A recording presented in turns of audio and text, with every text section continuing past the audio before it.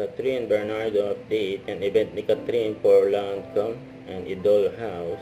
Yan, may maswerte pa nga nakapagpa-picture kay Catherine dyan sa event. Yan, nagpunta din mga admin ng fans club ni Catherine Bernardo.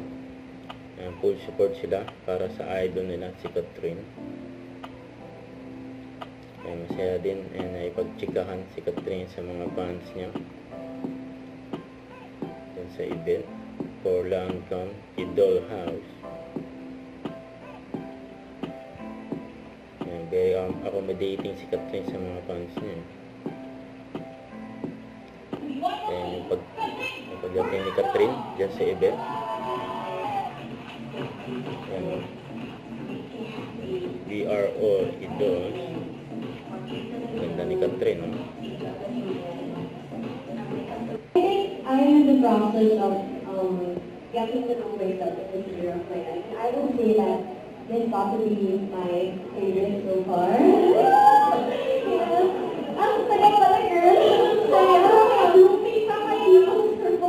Ay, kaya, but you know, a lot of stepping out, kinakabahan din ako as I enter this new year. But then, that's what makes it so exciting, getting to know myself even more, being myself and presenting really into the world. So I'm just happy na tinatanggap nila whatever I do, the way I present myself and everything. It's just very, I just appreciate that so much. And for me, I idolize a person or these people because I see myself in them, they inspire me to be better, and I see them as human beings.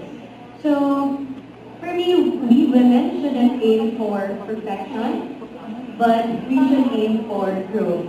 So maybe the openness, if I could give just one advice, you just be open because the world is waiting out there and hindi mo alam kung anong maghihintay sa'yo. You just have to give it a chance.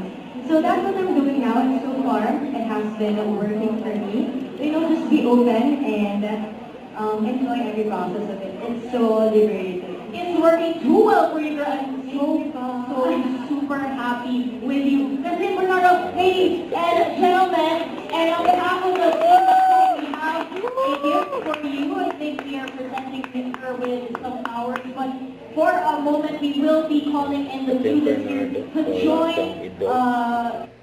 Huwag kalimutan mag-subscribe, click ang notification bell kung ma-update. Ito po ang mature reaction vlog. Bye guys, thank you for what